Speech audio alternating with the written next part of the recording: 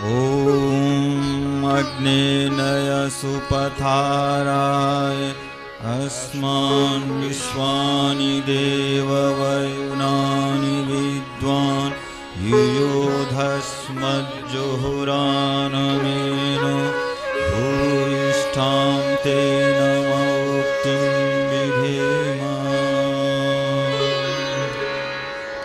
ॐ वन्दे बोधमयं नित्यं गुरुं शङ्कररूपिणं यमाश्रितो हि वक्रोऽपि चन्द्रः सर्वत्र वन्दते। ॐ मातरं भगवतीं देवीं श्रीरामं च जगद्गुरुं पादपद्मे तयोः श्रित्वा प्रणमामि मुहुर्मुहुः प्रणमामि मुहुर्मुहुः।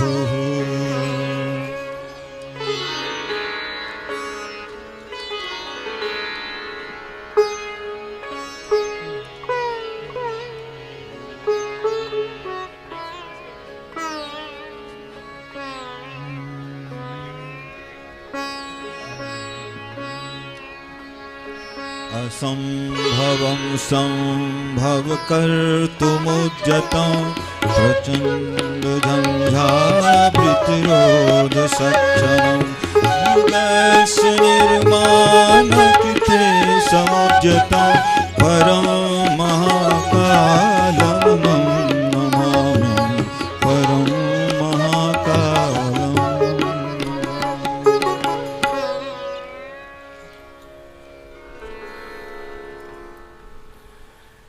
हमारे सामने बैठे हुए सभी प्यारे प्यारे बच्चों, हमारे छात्र छात्राओं, हमारे फैकल्टी के सभी सदस्य, सभी अन्य बैठे हुए यहाँ परिजनों, आज हम ध्यान करेंगे और ध्यान बड़ा सुंदर है आज का। ये है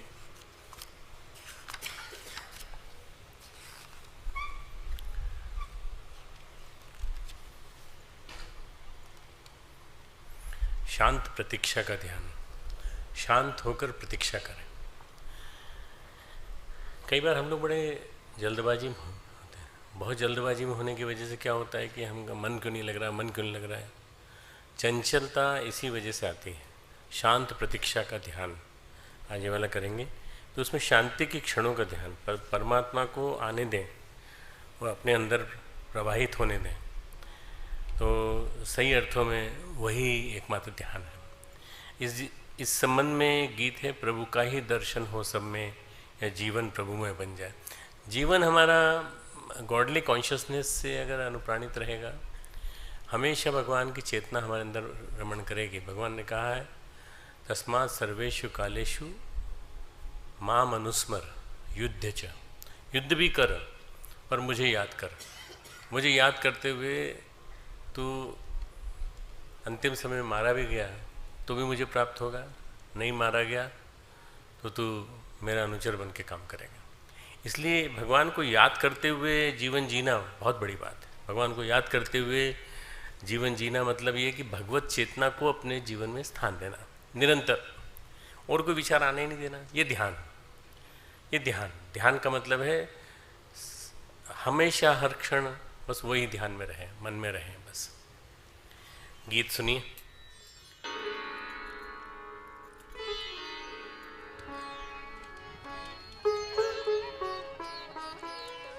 प्रभु का ही दर्शन हो सब में, यह जीवन प्रभुमय बन जाए, यह जीवन ऐसा हो जाए। प्रभु का ही दर्शन हो सब में, यह जीवन प्रभुमय बन जाए, यह जीवन ऐसा बन जाए।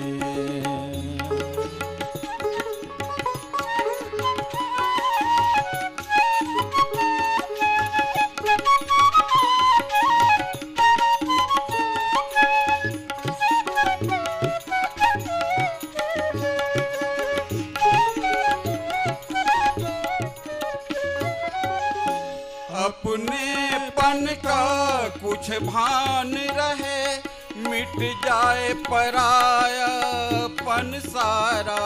अपनेपन का कुछ भान रहे, मिट जाए परायापन सारा।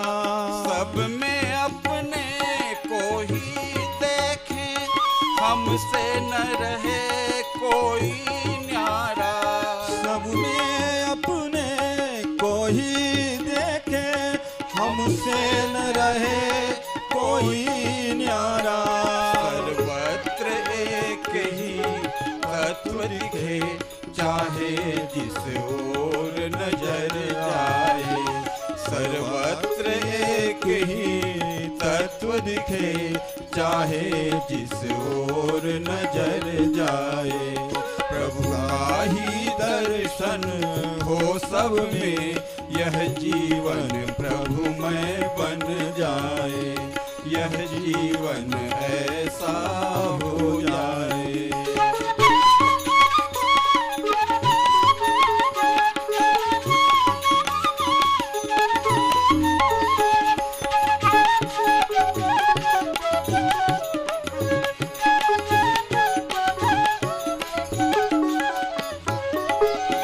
तन मन से जो शुभ कर्म करें, सबको प्रभु की पूजा माने। तन मन से जो शुभ कर्म करे, सबको प्रभु की पूजा माने। अपना हम में कुछ भी न रहे, सब कुछ प्रभु का है यह जाने। अपना हम में कुछ भी न रहे, सब कुछ प्रभु का है यह जाने। जैसा प्रभु चाहे हम चाहे, उसकी इच्छा ही मन भाए। जैसा प्रभु चाहे हम चाहे, उसकी इच्छा ही मन भाए। प्रभु का ही दर्शन हो सब में, यह जीवन प्रभुमय बन जाए। यह जीवन ऐसा बन जाए।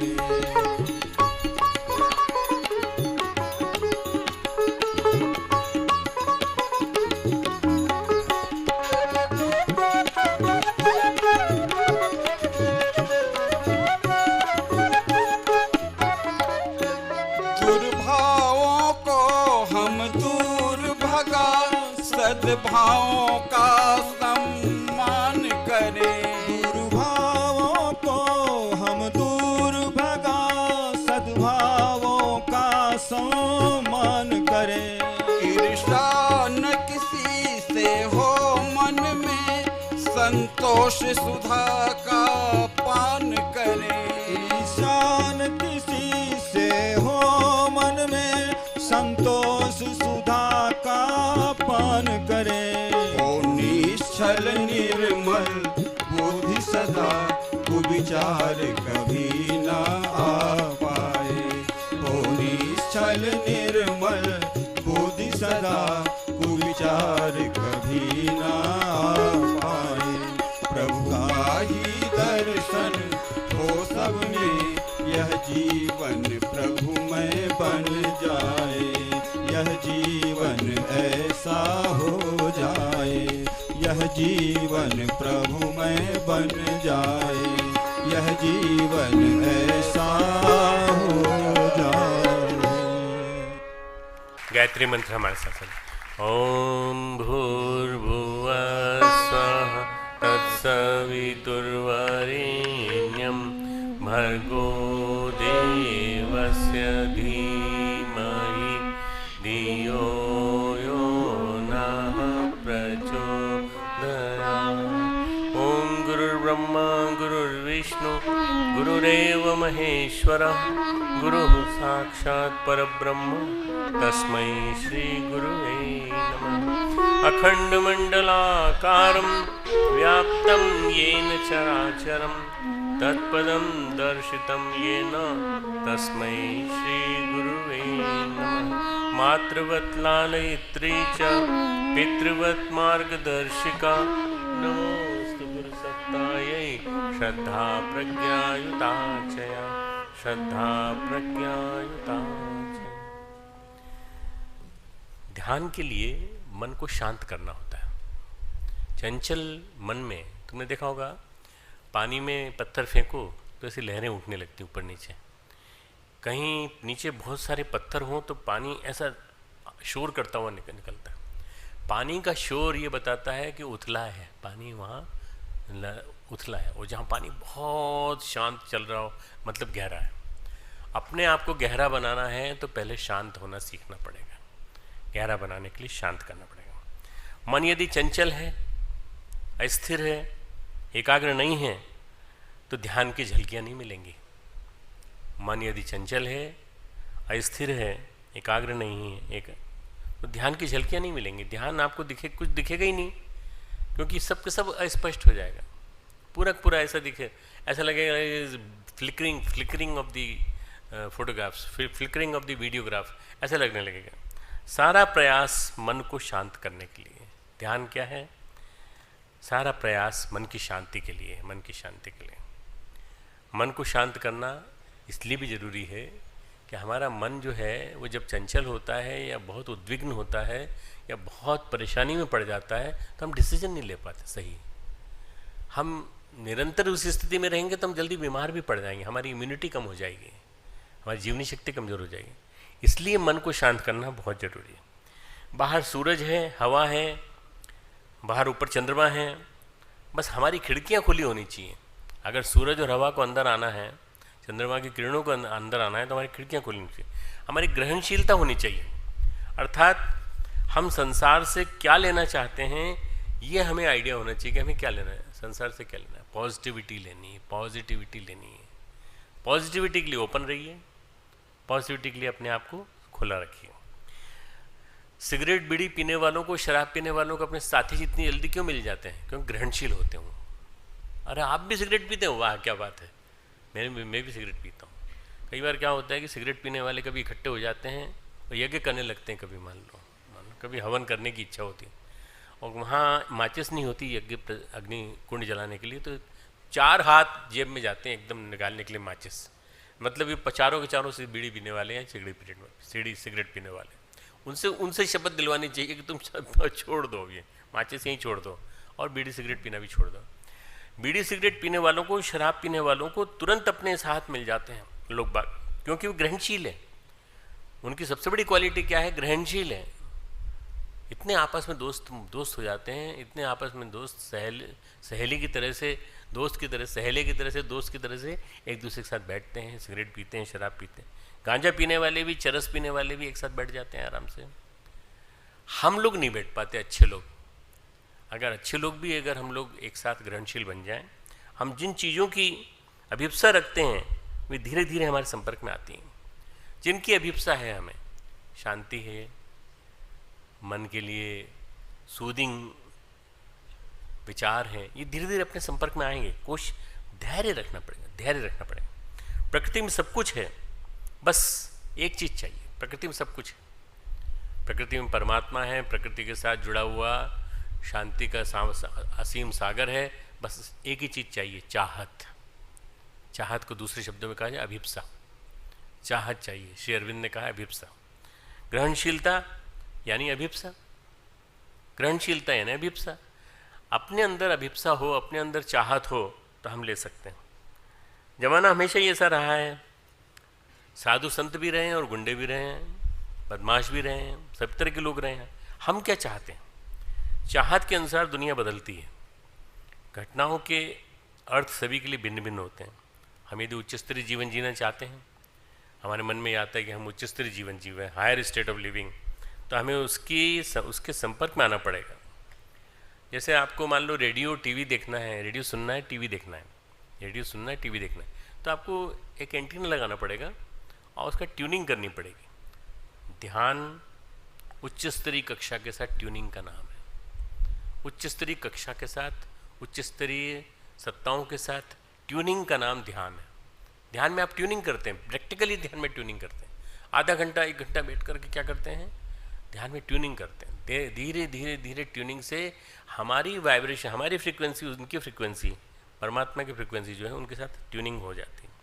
जैसे जैसे हम चुनते हैं वैसे वैसे हमारे अंदर ट्यूनिंग होती जाती है, एस्टेब्लिश हो जाती है, और फिर हम मन हमारा शांत हो जाता है। जिनसे भी आप संपर्क बनाना चाहते हैं होने लगता है। भगवान कृष्ण गीता में बहुत बढ़िया बात कहते हैं, आप भूत को चाहते हो तो भूत से हो जाएगी ट्यूनिंग में, प्रेत को चाहते हो तो प्रेत से हो जाएगी, पितर को चाहते हो तो पितर से हो जाएगी, और देवता को चाहते हो तो देवता से हो जाएगी, और मुझे चाहते हो तो मुझसे हो जाएगी। ये 9वें अध्याय का 25वां श्लोक है। मैं बता देता हूँ आपको, गीता आज नहीं होगी शायद, तो 9वें अध्याय का 25वां श्लोक। यान्ति देव व्रता यान्ति यान्ति देव व्रता देवान, पितृन यान्ति पितृव्रता, भूतानि यान्ति भूचज्या, यान्ति मध्या जिनोपि माम। देवताओं को पूजने वाले देवताओं को प्राप्त होते हैं, पितरों को पूजने वाले पितरों को प्राप्त होते हैं, भूतों को पूजने वाले भूतों को प्राप्त होते हैं, और मेरा पूजन करने वाले भक्त मुझको ही प्राप्त होते हैं, और मुझे प्राप्त करने वालों को पुनर्जन्म नहीं होता, फिर से पुनर्जन्म नहीं होता।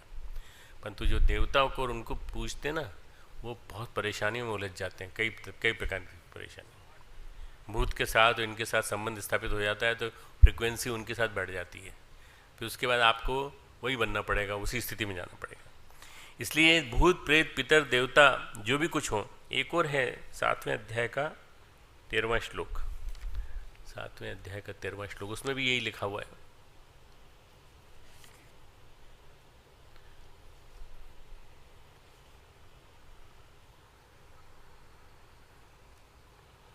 जो मेरा यजन करता है, जो मेरा यजन करता है,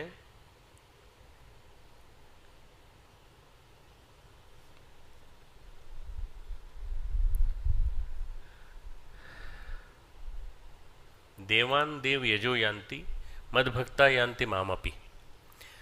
जो देवताओं को पूजन करता है देवताओं को प्राप्त होता है, और जो मेरे भक्त मुझे पूजन करते हैं, मेरे जैसे भी भजन, अंत में मुझको ही प्राप्त होता है। तो ये गीता जो है हमको समर्थन करती है इस बात का कि हमें अपने जीवन में लक्ष्य तय करना पड़ेगा। उच्च स्तरीय आदर्श परमात्मा, परमात्मा जो है वो उच्च स्तरीय आदर्श है, हमारा सबसे बड़ा टारगेट, हमारा लक्ष्य। उसके लिए हम क्या करते हैं, हम संपर्क किससे बनाना चाहते हैं। ढेर सारे तांत्रिक मिलेंगे, ढेर सारे लोग मिलेंगे जो कहेंगे हम आपका काम जल्दी करा देंगे भूतों के माध्यम से, और ढेर सारे और भी कई चीज़ों के माध्यम से हम करा देंगे। पर आपको मना करना है, नहीं, हम गायत्री परिवार के हैं और हम इन चीज़ों में विश्वास नहीं करते। क्यों? क्योंकि तुरंत का लाभ तो मिल जाएगा, परंतु बाद में तुमको इतना नुकसान होगा कि वो भूत छोड़ेगा नहीं, चिपक जाएगा तुमसे। वो पितर जो जिनका कारण, पितरों का श्रद्धा दो, पितरों को श्राद्ध पक्ष आ रहा है, श्राद्ध श्रद्धा दो, परंतु पितरों का पूजन करने की जरूरत नहीं है कि हम पितरों का पूजन करेंगे और पितरों का पूजन करके हम उनसे ये प्राप्त करने की कोशिश करें। प्राप्त करने की कोशिश मत करो, तुम पितरों को श्रद्धा दो, देवताओं को भी श्रद्धा दो, पर देवताओं का अलग से पूजन करने की जरूरत नहीं। जैसे इंद्र का मालूम होगा तुमको कि इंद्र का पूजन नियमित रूप से होता था, और जब नहीं हुआ तो कृष्ण ने आकर के कहा कि मेरे होते हुए, मतलब परमात्मा के होते हुए, परमात्मा साक्षात परमात्मा के होते हुए इंद्र की पूजा नहीं होगी। ये जो सकाम पूजा है ना, सकाम, इसको सकाम पूजा कहा जाता है, इसमें कामनाएं रहती हैं कुछ पाने की आकांक्षा से। देवता की पूजा नहीं होनी चाहिए, तो इंद्र की पूजा नहीं हुई, इंद्र की पूजा नहीं हुई तो इंद्र नाराज हो गए। इंद्र ने वरुण से कहा जाके पानी बरसाओ, तो फिर पानी बरसाया। उसके बाद पानी इतना ज़्यादा बरसा कि पूरा गोवर्धन में पानी पानी, जल ही जल। भगवान ऊंचाई पे ले गए, गोवर्धन पर्वत को ऊंचा उठा लिया, बोले मैंने हाथ में ले लिया है, मैंने उंगली पे ले लिया है, तुम सब आ जाओ। मैंने ये उंगली का इशारा क्यों किया है, ये उंगली का इशारा क्यों किया मैंने, इसी उंगली पे लिया था, इसी उंगली पे लिया था उन्होंने, है ना। और जब वो लिया तो उन्होंने सबको कहा इसके नीचे आ जाओ। अब सब लोगों ने अपनी लाठी लगा दी कि कृष्ण की उंगली नहीं टूट जाए, कहीं कृष्ण की उंगली लग जाए। मतलब हम भगवान के बारे में इतनी भ्रांतियाँ रखते हैं, भगवान को पहचान नहीं है। अवजानन्ति माम मूढ़ा मानुष्यम तनुम आश्रितम। मुझे मूर्ख लोग ये समझते हैं कि मैं मनुष्य शरीर में हूँ, इसलिए मुझे मानते ही नहीं, मुझे मानते ही नहीं। गुरुदेव को कितने लोग पहचान पाए गुरुदेव के ज़माने में, गुरुदेव को कितने लोग जान पाए कि इनके अंदर कितनी बड़ी क्षमता छिपी पड़ी है और कितनी बड़ी शक्ति आई है, कितनी बड़ी कलाओं का, 24 कलाओं का एक अवतार आया है हमारे बीच में। तो हम लोग नहीं पहचान पाते। तो वो जो एक उंगली पर टिका हुआ था, वो लोगों ने कहा हटा दो कृष्ण, तुम अपनी उंगली हटा दो। तो उन्होंने कहा हटा दे उंगली हटाएंगे तो बड़ी गड़बड़ हो जाएगी, आप लोगों को बहुत दिक्कत हो जाएगी। बोले क्या दिक्कत हो जाएगी, हट जाओ, हट, तुम छोटे से तो हो जरा से। जैसे उंगली हटाना चालू की उन्होंने, उंगली यूं यूं यूं की, वैसे सबकी लाठियाँ चरमराने लगी। ऐसा लगा पूरा ब्रज दब जाएगा उसमें गोवर्धन। भगवान कृष्ण के होते हुए दब थोड़ी सकता था। सबको पता चल गया कृष्ण की वजह से हम बचे हैं, परमात्मा की वजह से हम बचे। इसलिए परमात्मा श्रेष्ठ। हमको किसको जीवन में उतारना है, न देव को, न भूत को, न पितर को, न प्रेत को, परमात्मा को। जो मेरा यजन करता है और जो मेरा मनन करता है वो मुझ तक पहुंचता है। हम होना क्या चाहते हैं, हमें सोचना है हमें होना क्या है, हम परमात्मा के नज़दीक पहुंच सकें, परमात्मा से सामीप्य पा सकें। हमारी सोच भावनाओं की दिशा कुछ खास होनी चाहिए। हमें क्या सोचना चाहिए, कुछ खास सोचना चाहिए। आध्यात्मिक व्यक्ति का अंदाज खान पान से नहीं होता। कई बार हम सोचते हैं कि इनका अंदाज ये क्या खाते होंगे, क्या पीते होंगे। उनकी जो सोच होती है भावनाओं से, जीवन की दिशा से होता है। खान पान सामान्य होते हुए भी व्यक्ति विशेष का सही अर्थों में कहा जाए अंतःकरण खास हो सकता है सामान्य से होते हुए भी। कबीर का बेटा था कमाल, नाम सुने, उपजा पूत कमाल। कुछ कमाल का गजब का ही था वो, कुछ गजब ही था। बेटा भी योगी था, साधक था, और बहुत ही उच्च स्तरीय साधक था वो भी। कबीर का शिष्य समुदाय बहुत बड़ा था, उसमें राजा महाराजा भी थे। राजा महाराजा थे, लोग कुड़न के मारे कमाल की शिकायत सब जगह फैलाते रहते थे। भाई कबीर तो ठीक है, कबीर की तो बात ही अलग है। जुलाहे का जो ताना वाना बुनते बुनते वो तो पद्य बोल देते हैं, गा देते हैं। और कमाल जो है वो साधना करता रहता है। कमाल जो है जरूर उस कबीर को देने के लिए जो लोग सामान लाते हैं कमाल छिपा लेता है अपने पास, ऐसा लोगों ने कहा। शिष्यों में जलन। एक बार एक सोने की मोहर लेके आया तो उन्होंने कहा कि आप रख लीजिए इसको। बोले लाओ, पत्थर लाए और रख दो बस। वो बाहर जाके बोला उसने, वो रख ली उन्होंने। देखो हमने कहा था ना, हम सही कहते थे ना कि वो लालची है, लोभी है। अगले दिन तो नहीं, वो 15 दिन बाद गया। बोले सब वो हमने कुछ वो रखा, मोहरें दी थी आपको, वो ले जा उठा के वहीं रखी, वहीं क्यों वहीं रखी। उसके आसपास झाड़ू भी नहीं लगी क्योंकि वो रखी ना, हम हाथ नहीं लगाते इस चीज़ को। बांधवगढ़ के राजा तक इस बात पहुंची कि भाई लालची है कमाल, शिष्यों में भी जलन, शिष्यों में भी कुड़न, बेटा ठीक नहीं है ऐसा लगता है, तो परीक्षा ले ली जाए। रत्न हीरे जवाहरात पोटली बांध के लेके आए। कमाल अलग कुटिया में रहते थे, कबीर से थोड़ा दूर।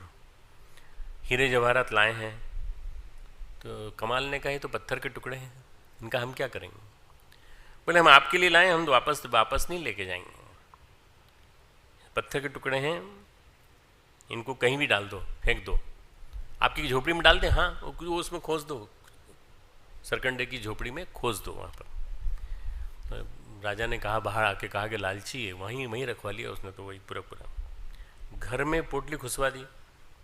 2-3 दिन बाद राजा फिर कमाल के पास आए और कमाल के पास आए कि आपके पास हमारी कोई सामान तो नहीं है। उनको लगा जीवन शैली बदली होगी क्योंकि इतना पैसा हमने इतने हीरे जवाहरात दिए हैं, ज़रूर कुछ ना कुछ चेंज आया होगा, महल बन गया होगा अब तक, और भी कुछ हो गया होगा। वही फूस की झोपड़ी थी कमाल की, आपको दे गए थे, वो कहाँ है। बोले वो कहाँ रखी थी आपने। बोले यहाँ रखी थी। बोले वहीं रखी, वहीं से उठा ली थी। पत्थर थे ना, ले जाओ उनको पत्थर। छप्पर से पूछो, हमसे मत पूछो, पोटली वहीं रखी थी, वहीं पर है। कई बार बाहर के आवरण से अंदर का पता नहीं चलता। परम पूज्य गुरुदेव धोती कुर्ता पहनते थे, सफ़ेद धोती और खादी की और खादी का कुर्ता। व्यक्ति का अंदाज नहीं लग पाता। लोग बाग आते थे तो कई बार ढूंढते थे। गुरुजी बोलते थे क्या भाई क्या देख रहे हो। बोले गुरुजी को ढूंढ रहे हैं। उनको क्या लगता था गुरुजी कोई अलग होंगे, कोई अलग अंदर बैठे होंगे शायद अंदर वाले कमरे में। गुरुजी को ढूंढ रहे हैं। एक दाढ़ी वाले बाबा अभी जिंदा हैं, मस्तीचक बिहार में एक जगह है जहाँ पर वो शुक्ला जी रहते हैं। उन्हें हमारा जीजी का विवाह उन्होंने कराया था, शुक्ला जी ने। वो गुरुजी के साथ चला करते थे। तो माता जी गाती थीं और शुक्ला जी, ये वाले शुक्ला जी नहीं, यहाँ जो बैठते हैं वो वाले शुक्ला जी नहीं, वो शुक्ला जी, वो जो जिनकी बात कर रहा हूँ, अच्छी खासी हाइट, खूब मज़ेदार मालिश वालिश करके बदन बनाया था, टोन भी अच्छी थी, बड़ी प्यारी सी, और हाइट अच्छी, तिलक लगाते, त्रिपुंडधारी तिलक लगाते थे। तो वो तबला बजाते थे और माता जी गाती थी। गुरुदेव के पहले कोई संगीतकारों का ये प्रचलन नहीं था जैसा हमारा अभी है, उस समय यही था। तो बस वो रेल के डिब्बे से, ट्रेन रुकी, रेल के डिब्बे से उतरे, जैसे उतरे तो पहले शुक्ला जी उतरे, सारी जनता उनके पैर पकड़ के प्रणाम कर रही, और बार बार शुक्ला जी कह रहे हैं, अरे भाई हमें छोड़ो, सामान हमको उठाना है, गुरुजी अंदर है। कोई नहीं सुनता, भीड़ में कोई नहीं सुनता। गुरुजी आए, नीचे उतरे, बाहर आ गए, परंतु किसी ने नहीं देखा गुरुजी को। तब तक गुरुजी का फोटो इतना प्रचलित भी नहीं था। ये क्या होता है कि बाहर से पता नहीं चलता व्यक्ति का कि आंतरिक भाव दशा क्या है। ध्यान का मतलब है संतुलन, अतिवाद नहीं, संतुलन, अतिवाद नहीं। आज क्या अतिवाद ज़्यादा हो गया। आज हम एक संत, सही अर्थों में संत, सही अर्थों में योगी, एक स्वामी जी की को श्रद्धांजलि दे के आए हैं, स्वामी दयानंद सरस्वती। लोगों ने उसको प्रचलित कर दिया है मोदी जी के गुरु, मोदी जी नहीं होते तो शायद उनके गुरु का नाम नहीं होता। ऐसा नहीं है, वो पहले भी थे और यहाँ कई बार आ चुके हैं, अपने यहाँ इसी मंच पर करीब 15-20 बार आ चुके हैं। वहाँ अंदर वाला मंच जो है, जो श्री राम भवन वाला है, वहाँ भी वो श्री रविशंकर जी और ये सब के सब आ चुके हैं। मतलब अपने यहाँ करीब 20 बार आ चुके हैं। बहुत प्यार करते थे, बहुत प्यार करते। अब 87 की एज हो गई और स्वयं उन्होंने सैन फ्रांसिस्को में सबसे सब फैसिलिटीज़ से युक्त हॉस्पिटल, उनके शिष्य भी बड़े पैसे वाले, खूब सारा खर्च करने को तैयार। तो वहाँ से वो एयर एम्बुलेंस से यहाँ आए दिल्ली से देहरादून, और यहाँ आकर के उन्होंने गंगा के किनारे शरीर छोड़ा। मैं गंगा किनारे शरीर छोड़ना चाहता हूँ। मैं मिल के आया था, मैं और चिन्मय, हम दोनों गए थे मिलने, और उन्होंने मेरा हाथ पकड़ करके बार बार प्यार करते रहे बहुत देर तक, और बोले कि मुझे गंगा की चिंता है, गंगा की चिंता है। कल रात को उनकी डेथ हुई 10:30 बजे, 10:40 पे। तो आज हम उनके अंतिम दर्शन करके आए। कल उनको वहीं पर भू समाधि दी जाएगी, भू समाधि, गंगा के किनारे, उसी उन्हीं के आश्रम में। ऐसे संत जो हैं बहुत गिने चुने मिलते हैं, जिनके अंदर भी वही होता है, बाहर भी वही होता है। बिल्कुल बहुत निर्मल जीवन, बहुत निर्मल जीवन, इतना निर्मल कि कभी किसी पे चीज़ की चाहत नहीं, अपने आप आता चला गया। और उन्होंने सारे वेद वेदांत उपनिषदों पंचाक्षरी सबका इतना बढ़िया ढंग से अनुवाद और इसका वो सब प्रस्तुत किया कि विदेश के कई लोगों को उन्होंने भारतीय धर्म में प्रवीण किया, भारतीय धर्म में बदला। कईयों ने हिंदुइज्म स्वीकार किया, विदेश के कई लोग, अभी बहुत सारे विदेश के लोग वहाँ आए हुए हैं। ध्यान संतुलन है, अतिवाद नहीं है। पलड़ा बराबर का होना चाहिए, पलड़ा बराबर का होना चाहिए। दो नेचर होते हैं हमारे, बायोलॉजिकल नेचर और साइकोलॉजिकल नेचर। बायोलॉजिकल नेचर हमें जैविक इच्छाओं की तरफ खींचता है, और साइकोलॉजी नेचर जो है हमारा मन के बीच खींचता है। मन और शरीर के बीच खींचतानी होती रहती है। मन कुछ और चाहता है, शरीर कुछ और चाहता है। कई बार शरीर या मन इसी चक्कर में रोगी हो जाते हैं। साइकोसोमेटिक रोग भी इसी वजह से होते हैं, और जितनी भी साइकोटिक टेंडेंसीज और न्यूरोटिक टेंडेंसीज होती हैं इसी वजह से होती हैं। यदि हार्मोनी पैदा हो जाए बायोलॉजिकल नेचर और साइकोलॉजिकल नेचर में, तो संतुलन होगा, एक ध्यान पैदा होगा। हम शरीर पर अति कठोरता अपनाते हैं, कई बार शरीर पर अति कठोरता अपनाते, बायोलॉजिकल बॉडी के ऊपर, कि ज़्यादा तप करने से, ज़्यादा भूखे रहने से। अभी नवरात्रि आने वाली है, देखना ऐसे कई बेवकूफ़ मिलेंगे जो पानी नहीं पिएंगे, या केवल पानी पे जिएंगे, कई दूध पे जिएंगे, कुछ पे। अरे कुछ नहीं, आराम से। गुरुदेव ने कहा एक चीज़ खाने की, एक चीज़ लगाने की, एक चीज़ खाने की, रोटी सब्जी, दाल चावल, रोटी दाल, जो भी खाना खाओ, पर अपना जीवन सामान्य जियो।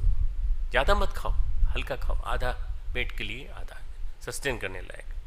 हार्मोनी पैदा हो जाए, शरीर पे हम कठोरता नहीं करेंगे, कठिन काम शरीर से करते रहते हैं। अगर हम शरीर को कष्ट देंगे तो हम क्या भगवान को पीड़ित करेंगे।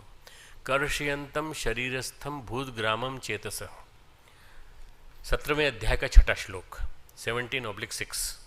कर्षयंत शरीरस्थम भूतग्रामम चेतस। कई लोग मुझे दंड देते हैं अनावश्यक रूप से, कड़ा तप करके, कड़ा वो करके। वो करने की जरूरत नहीं है, भगवान को कष्ट मिलता है इससे। एक महात्मा जी थे, बड़ी चर्चा थी उनके, बड़े कड़े नियम हैं। उनकी कहानी शिष्यों में कही जाती थी, सुनाई जाती थी। महात्मा जी बहुत बहुत कड़े हैं, खाने पीने का बड़ा कड़ा नियम है उनका। अरे क्या जरूरत थी इतना सब प्रचार करने की। एक दिन क्या हुआ, उनको चाहत पैदा हुई कड़ी पीने की, कड़ी खाने की। कड़ी बनवाई गई स्वामी जी के लिए, एक कटोरी कड़ी बनाई। उन्होंने कहा एक कटोरी से क्या होगा भाई, और बनाओ। खाते रहे, उल्टियाँ चालू हो गई, फिर भी खाते रहे ऊपर। क्यों? क्योंकि चाहत पैदा हो गई। अब उस दिन उनका असली स्वरूप प्रकट हो गया कि इनके अंदर भी चाहत पैदा हो सकती थी। फिर भले कड़ी की चाहत हो, चलो कुछ भी नहीं, कड़ी ही सही, पर चाहत तो पैदा हुई ना। कहाँ तो इतने ज़्यादा वो थे, स्ट्रिक्ट थे शरीर से। चाहत जागना मन का काम है। मन का क्या किया महात्मा ने? मन को तो कंट्रोल ही नहीं कर पाया। शरीर से तो छूट गई, पर मन से नहीं छूटी। चाहत जगी क्यों? सबसे बड़ा प्रॉब्लम, क्वेश्चन मार्क क्या है? चाहत जगी क्यों? चाहत जगनी नहीं चाहिए। जब चाहत जगती है तो बैठे बैठे खाने का मन करता है, मीठा खाने का मन करता है, कुछ खाने का मन करता है। उससे शरीर को नुकसान होगा ये नहीं दिखाई पड़ता। भगवान कृष्ण कहते हैं गीता में कि विषया विनिर्वन्ति देह निराहार से देहिना। रस तो गया नहीं, विषयों में रस तो यथावत है, रस तो गया ही नहीं। रस जाना चाहिए, रस। विषयों में रस लेना, जब भूखे रहते हैं ना तो सबसे ज़्यादा याद आती है खाने की। क्या बन रहा होगा, फलाहार में क्या बन रहा होगा, आज क्या होगा, दुनिया भर की बातें हैं। क्यों? भूखे ना इसलिए। पेड़ की डाल सूख गई तो क्या हुआ? एक गीलापन तो है। अगर कहीं भी गीलापन होगा तो पुनः लग जाएगा। जहाँ गीला है ज़मीन में वहाँ लगा दें। अंदर का रस विवेक से जाएगा। जो अंदर रस पैदा हो गया है और रस आसक्ति पैदा कर रहा है, विवेक से जाएगा। विवेक को पहले पैदा करो तो अंदर का रस जाएगा। बात जागरण की है, विवेक की है, विचार करने की है। विचार करेंगे, विवेक पैदा करेंगे, जाएगा। पुनः मूल्यांकन, पुनः संरचना आंतरिक जगत की करनी पड़ेगी। रिकंस्ट्रक्चरिंग, री इंजीनियरिंग यूर सेल्फ, अंदर की री इंजीनियरिंग करनी पड़ेगी। यह मूल बात है। हमको खुद हम ही समझा सकते हैं और कोई नहीं समझा सकता। आप ये समझो कि कोई और आके आपको समझाएगा, नहीं, कोई नहीं समझाएगा। आपको खुद समझना, आपको खुद अपने आप को समझाना पड़ेगा। हमें ही अपने पर नियंत्रण करना होगा। कोई और नियंत्रण नहीं कर सकता, कोई और नहीं समझा सकता। आत्मेव आत्मनो बंधु आत्मेरूपो आत्मनो। मन का मन ही मित्र है, मन का मन ही शत्रु है। 6ठे अध्याय का 5वां श्लोक। ये अगर याद रहेगा तो हमेशा तुमको यह पता रहेगा कि हम ही अपने आप के खुद अच्छे दोस्त हैं। जब तक हम दिशा नहीं बनाते, मोड़ते, कहीं नहीं पहुंचते। हमारी भगदड़ हमें कहीं नहीं पहुंचा पाती। हमारी भगदड़, ये जो ध्यान में सबसे बड़ा बाधक क्या है? भगदड़, विचारों की भगदड़, इधर उधर इधर उधर। हमारा मन जो है आसक्तियों की डोर वैसे की वैसी ही मन की उछल कूद जैसी है। मन की उछल कूद, मन स्थिर नहीं होता। जब तक कि मन स्थिर नहीं होगा तब तक उसमें चित्र नहीं उभरेंगे। ध्यान कैसे लगेगा? ध्यान कैसे लगेगा? ध्यान का सबसे बड़ा बाधक है हमारे मन की उछल कूद। बंदर की तरह उछलता है। हरियाणा में ताऊ जी होते हैं, ताऊ। ताऊ सुना है? नाम सुनना है?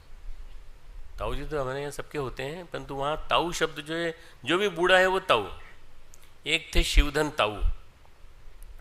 उनका था, उनकी प्रसिद्धि थी कि कहीं कोई गवाह न मिले तो गवाही के लिए वो खुद हाजिर है हमेशा। इधर की देनी हो तो, इधर की देनी हो तो। और वो गवाही पक्की होती थी, उनकी पक्की होती। थोड़ा से पैसे लेते थे। यहाँ तक कि जज भी कन्फ्यूज़ हो जाते थे उनकी गवाही से। जज कन्फ्यूज़ हो जाते थे कि सही कह रहे हैं, बुजुर्ग आदमी झूठ थोड़ी बोलेगा। घटना सामने हुई हो या ना हो, पर वो गवाही देते थे। गवाही के लिए सब उन्हें ले गए। एक बार एक केस में किसी आदमी ने पैसे लिए थे। बोले आपने देखा था? वकील ने पूछा आपने देखा था? वकील चालू टाइप का था। उसने कहा कि ये बताइए कि आपने खुद अपनी आंखों से देखा कि पैसा उन्होंने दिया? बोले पैसे लिए हमने अपनी आंखों से देखा। बोले पैसे लिए तो खड़ा था कि बैठा था? हद होती है, खड़ा था कि बैठा था? कभी खड़ा होता था, कभी बैठता था, कभी खड़ा होता था, कभी बैठता था, कभी खड़ा होता था, कभी बैठता था। वो जब पैसे मिल गए तो इतना खुश हो गया कि नाचने लगा बंदर की तरह वो। और ताऊ जी बोल रही हैं, ताऊ जी को पैसे अलग मिल चुके थे अपने लिए कभी उठे उछल कूद पैसा लेकर कोई चैन से बैठेगा क्या? चालाक ताऊ, वो गवाही चल गई, जज ने कहा कैंसिल, भाई नहीं लिए पैसे, नहीं लिए पैसे, नहीं लिए। ये जो मन है ना, ऐसे उछल कूद करता रहता है, उछल कूद करता रहता है। उछल कूद का एग्जाम्पल दिया मैंने ये वाला। मन की हालत यही है, इसकी एक अवस्था का बयान नहीं किया जा सकता। स्थिर स्थिर नहीं है। भावना, जीवन, विचारों की कोई दशा नहीं है, इसलिए मन स्थिर नहीं है। हमारी भावना की, जीवन की, विचारों की दशा कोई नहीं है, एक स्थिर नहीं है। परिणाम तो बहुत सी चीज़ों के संपर्क में आते हैं और हमको कभी वो अच्छा लगता है, कभी वो अच्छा लगता है, कभी वो अच्छा लगता है, कभी वो अच्छा लगता है। एक उदाहरण सुनाता हूँ तुमको, बहुत बहुत प्रसिद्ध है उदाहरण, पश्चिम के कवि का, बायरन कवि। पोएट थे बायरन, नाम सुना होगा तुमने। रोमांटिक कवि थे, बहुत सुंदर थे, दिखने में बहुत सुंदर थे, पर पाँव से लंगड़ाते थे। बायरन के आते ही कॉफ़ी हाउस में जो माहौल जो बिल्कुल अलग ही रोमांटिक छा जाता था। पति चले जाते थे अपनी पत्नियों को लेकर के, अरे बायरन के चक्कर में नहीं पड़ जाए कहीं, इतना सुंदर है दिखने में। वो कभी किसी के पीछे नहीं पड़ा, पर एक बार उसको प्रेम हो गया, एक बार उसको प्रेम हो गया। लड़की बड़ी मजबूत थी, लड़की जिसको उसने पसंद किया। उसने कहा हमको पक्का वाला पति चाहिए। तुम रोज़ 100 से बातें करते हो, रोज़ 100 लड़कियों से बातें करते हो, जब हमसे शादी कर लोगे तो तुम किसी से बात नहीं करोगे। तो बोले मैं लड़की के बिना नहीं रह सकता, लड़की से बात ही तो करता हूँ और कुछ थोड़ी करता हूँ, लड़कियों से बात करके मुझे अच्छा लगता है। चर्च में शादी हुई, चर्च में शादी कर ली, शादी करके बाहर निकलते तलाक ले लिया उससे, बाहर निकलते तलाक ले लिया। क्यों? हम नहीं रह सकते लड़की के बिना, भागादौड़ी किए बिना हमारा चैन नहीं पड़ेगा, हम भागादौड़ी कैसे करेंगे? तुम हमारे बंधन में, तुम हमें बंधन में क्यों फंस रही हो? सच सुनना चाहती थी ना कि सच क्या है? सच यही है कि हम टिक नहीं सकते एक जगह। मन हमारा बायरन के तरह से है, टिकता नहीं है कभी एक जगह, भागता है इधर उधर इधर उधर। मन की भावदशा ऐसी है, जो आज पाना चाहता है मन नहीं चाहता उसे कल। आज तो आप बहुत अच्छा लगता है, कल आपको बड़ा अच्छा लगता था, आज आपको बुरा लग रहा है, नहीं लग रहा है यार, अच्छा नहीं लग रहा। इस भटकते मन का कुछ नहीं होगा, स्थिर होना होगा। हमारी पूजा पाठ, कर्मकांड जीवन में उत्कृष्टता, ईश्वरोन्मुख है कि नहीं, ईश्वर उन्मुखता के लिए है कि नहीं? हम जो पूजा पाठ करते हैं, कर्मकांड करते हैं, वो ईश्वर की ओर उन्मुख होने के लिए है कि नहीं? या केवल किसी को दिखाने के लिए है, केवल मन को खुश रखने के लिए, केवल इसलिए है कि हम खुद को खुश रख सकें? नहीं, हम दिखावे के लिए कई बार पूजा करते हैं, कर्मकांड करते हैं कई तरह के, और दिखावे के लिए जो कर्मकांड किया जाता है वो भगवान तक नहीं पहुंचता। शरीर की सभी साधनाएं मन की स्थिरता पर टिकी हुई हैं, भटकाव को रोकने के लिए हैं। यदि ऐसा हो जाता है तो ठीक, अन्यथा सारा पूजा पाठ तमाशा है। शरीर की सारी साधनाएं, हाँ, पवित्रीकरण, प्राणायाम, ये सभी 6 से 6 कर्म किए, और 6 कर्म से शुरुआत करके आपने जो भी कुछ किया, ये सारा के सारा मन को साधने के लिए है। अगर मन नहीं सधा, मन नहीं लगा। मैं अपने एक रिश्तेदार को जानता हूँ जिन्होंने 3-3, 4-4 घंटे पूजा की होगी रोज़, और वे सामान्य स्थिति में चले गए। वो उनको कहीं प्रसिद्धि नहीं हुई, इतनी पूजा करते थे, पर वो पूजा के दौरान कम से कम 50 गालियाँ अपनी पत्नी को देते थे, और 50 बार पूछते थे खाना बन गया कि नहीं, और ये बताओ क्या गाड़ी ठीक हुई कि नहीं, वो नौकर ने साइकिल लगा दिया कि नहीं, नौकर ने स्कूटर लगा दिया कि नहीं, ये सब हुआ कि नहीं। जब पूजा में मन ही नहीं लग रहा है तो मन किस बात का? फिर मन अगर आपका सध जाए पूजा से तो पूजा करो, नहीं तो मत करो। हमें कुछ करने के बजाय शांत होकर धैर्यपूर्वक प्रतीक्षा करनी होगी, धैर्यपूर्वक प्रतीक्षा। एक छोटा सा श्लोक है, बहुत सुंदर सा, जो मैं भी सुना चुका हूँ, फिर से सुना रहा हूँ। 6ठे अध्याय का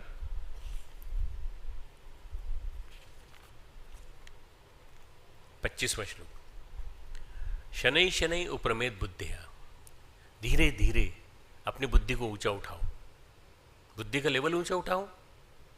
धृति ग्रहीतया, धैर्य धारण करके, धृति यानी धैर्य, ग्रहीतया यानी धारण करके, पकड़ करके। आत्मसंस्थम मनः कृत्वा, अपने मन को यहाँ लगाओ, यहाँ लगाओ, इस जगह लगाओ। ये आपका शिव परमात्मा यहाँ बैठा हुआ है। न किंचित भी चिंतित, कुछ भी मत सोचो, न किंचित भी चिंतित, कुछ भी चिंतन मत करो। इसी के तुरंत बाद एक श्लोक है दूसरा जो इसी से जुड़ा हुआ है, यतो निश्चरति मनः। उनको मालूम है भगवान को कि ऐसे ऐसे लोग हैं जिनके मन भागेंगे। जब जब तुम्हारा मन भागे, यतो निश्चरति मनः चंचलम अस्थिरम, चंचल अस्थिर मन जब भागेगा, ततः ततः तब तब नियम्यत, उसको कंट्रोल में लाओ, खींचो, पकड़ के लाओ उसको, विषय से रोककर जिस विषय की ओर जा रहा है, सुंदर लड़की की ओर जा रहा है, मिठाई की ओर जा रहा है, नमकीन की ओर जा रहा है, प्याज लहसुन की ओर जा रहा है, पकड़ के लाओ, वहाँ से पकड़ के मन को ऐसे पकड़ के लाओ, पकड़ के लाओ, पकड़ के लाकर मेरे चरणों में उसको निरुद्ध कर दो, नियोजित कर दो। ये 2 श्लोक हैं 25-26 छठे अध्याय के, जो ध्यान के लिए पूर्व भूमिका बनाते हैं आपके लिए। हमें कुछ करने के बजाय शांत होकर धैर्यपूर्वक प्रतीक्षा करनी होगी, अपनी चेतना में भगवान के अवतरण का प्रतीक्षा करनी होगी, हमको इंतजार करना पड़ेगा। कई बार हम अध्यात्म से को परिभाषित करते हैं, तो कई बार उसी से रास्ता निकल आता है। भाई लॉरेंस थे गीता प्रेस में, उनके बारे में बड़ा प्रसिद्ध था कि वो ब्रिटिश थे, पर इसमें आ गए थे कल्याण प्रेस में, गीता प्रेस गोरखपुर में आ गए थे, तो रोटी बनाते थे, रोटी बना के खाना बना के खिलाते थे सबको।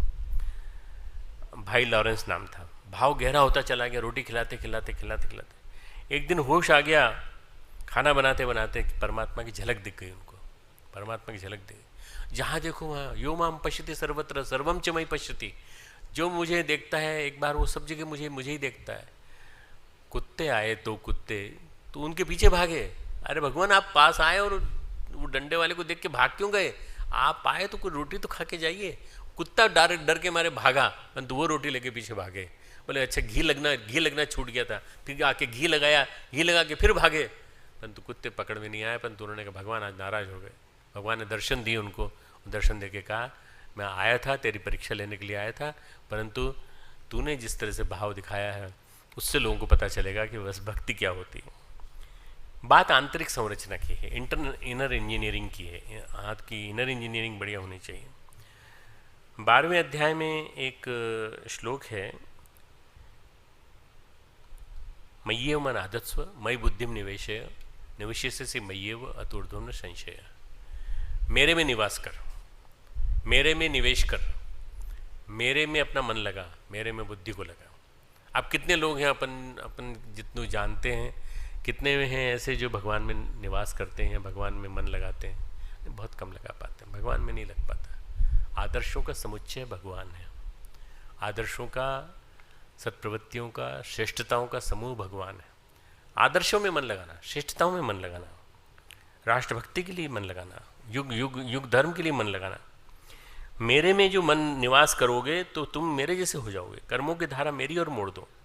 दिशा बदलनी है तो दशा स्वयं बदल जाएगी। अंदर के उपराम को थामना है, अंदर का जो ऊपर नीचे हो रहा है ना, उसको थामना है। हल्ला गुल्ला रुक जाएगा। अंदर शोर किस चीज़ का है? विचारों में द्वंद्व है, विचारों में झगड़ा चल रहा है, असुरक्षा, हम असुरक्षा की भावना में हैं।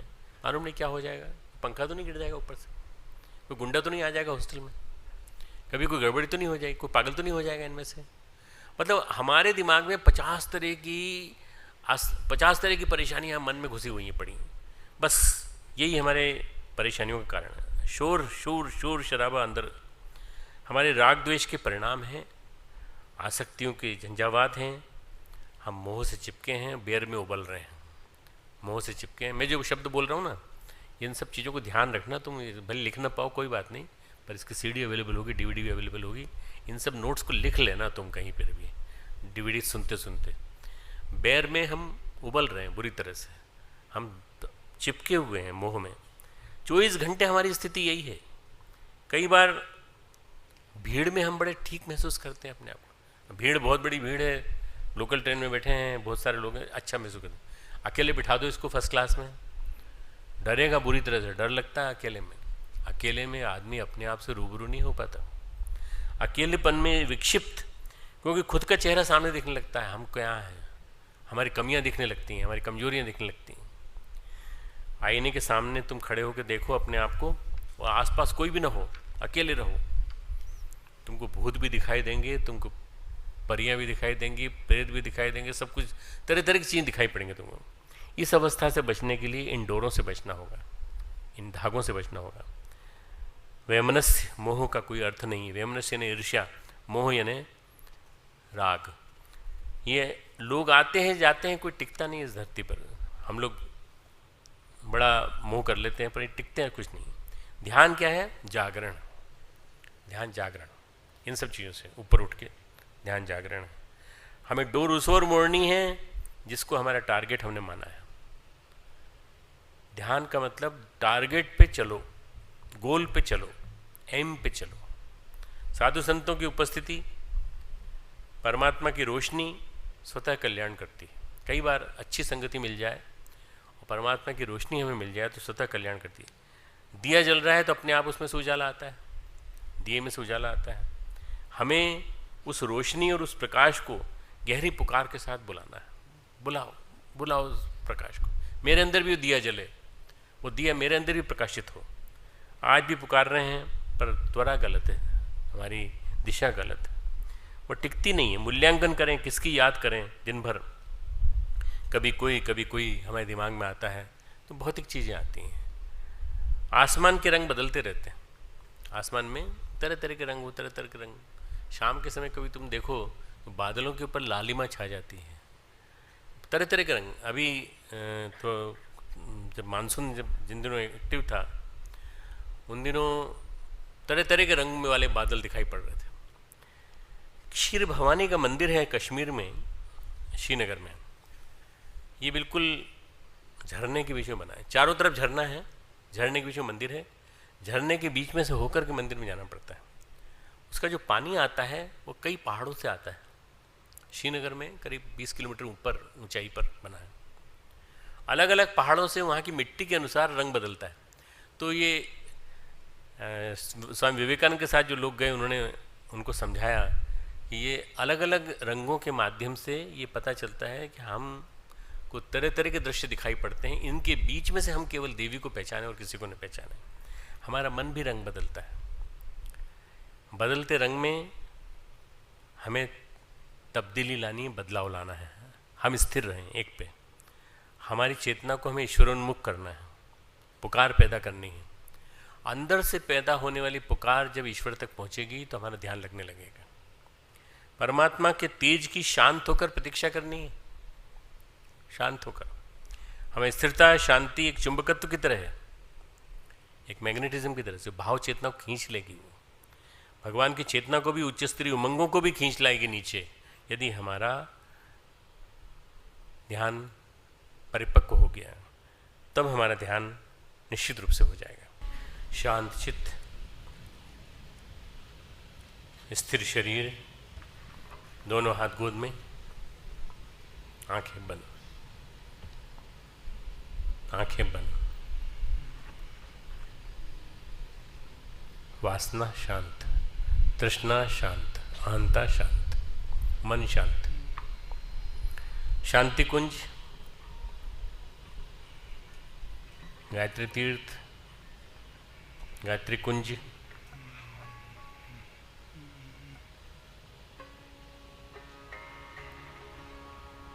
जहाँ बैठे हैं उसका ध्यान करा रहा हूँ।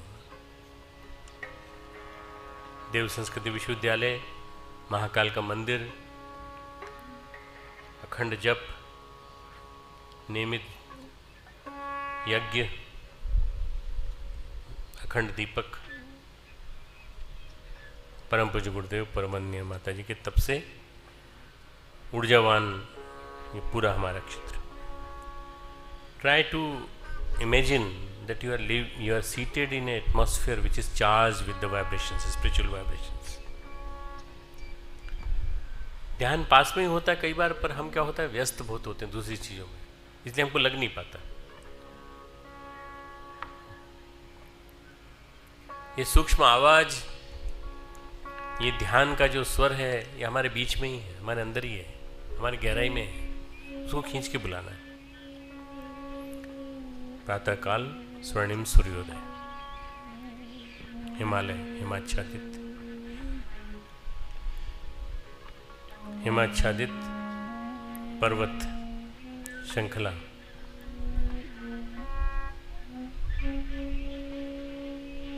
स्वर्णिम हिमालय, गंगा की गोद, हिमालय की छाया।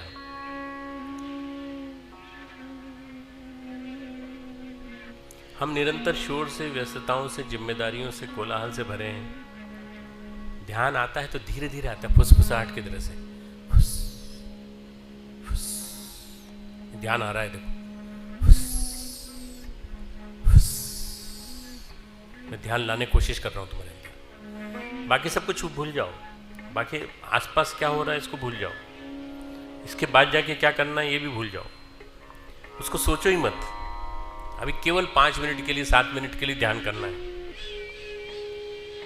किसी के कदमों की आहट नहीं सुनाई पड़ती। जब हम व्यस्त होते हैं तो प्रतीक्षा करता है, लौट जाता है। और यदि हम खाली होते हैं, ध्यान अंदर आ जाता है।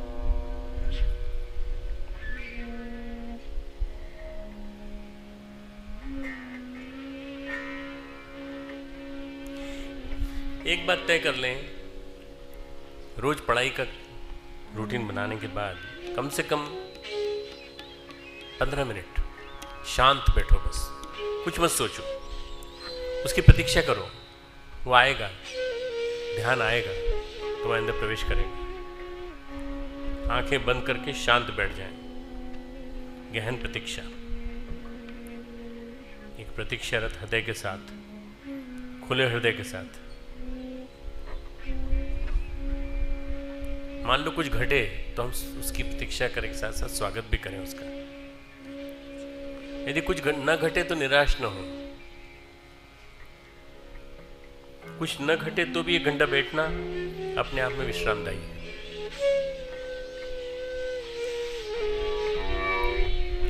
ध्यान हमें शांत करता है, स्वस्थ करता है, तरोताजा करता है, हमें अपनी जड़ों से जोड़ता है। धीरे धीरे 15 मिनट के अंदर झलकें मिलने लगती हैं, एक तालमेल बैठने लगता है।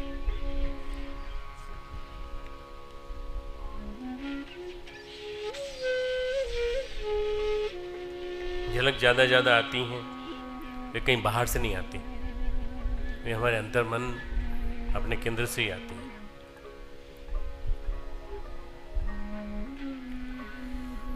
कभी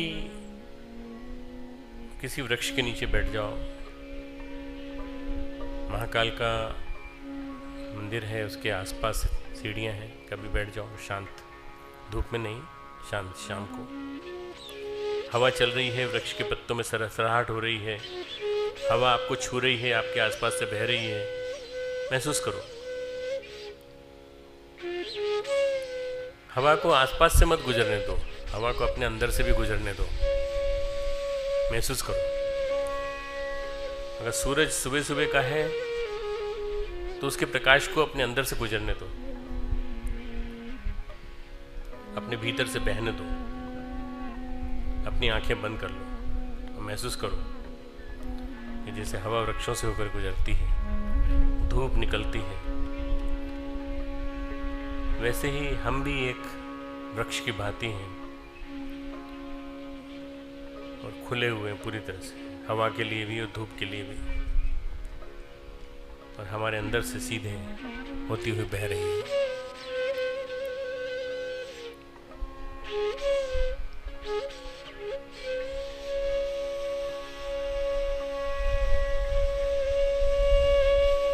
अपने आप को पैसिव बना लें, पैसिव पूरी तरह से।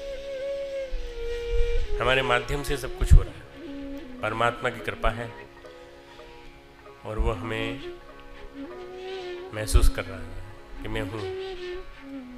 ये 15 मिनट का ध्यान इतना रिलैक्स करा देगा, इतना शांत करा देगा, क्रोध भगा देगा तुम्हारे मन के द्वंद्व को मिटा देगा, तुम्हारे घर की याद को भी हटा देगा, कोर्स की जटिलताओं से भी तुम्हें बहुत ज़्यादा मुक्ति देगा। तुम्हें कई रास्ते मिलने लगेंगे ध्यान के बाद। केवल 15 मिनट शांत शांत।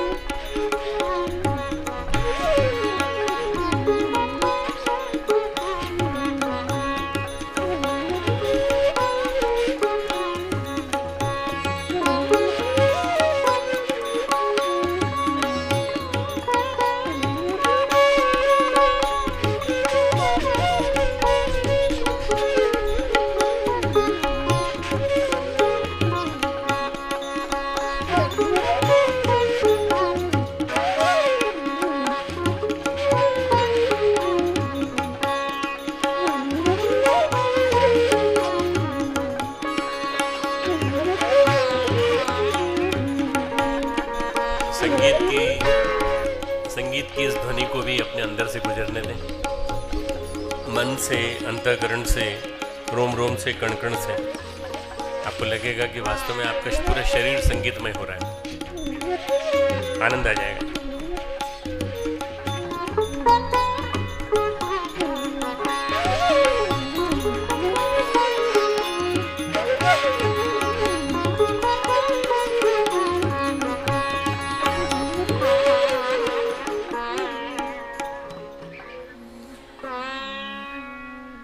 मेरे साथ साथ दोहराएंगे। नित्यो नित्यानाम चेतनः चेतनानाम एको बहुनाम यो विदधाति कामान तमात्मस्थम येनु पश्यन्ति धीरा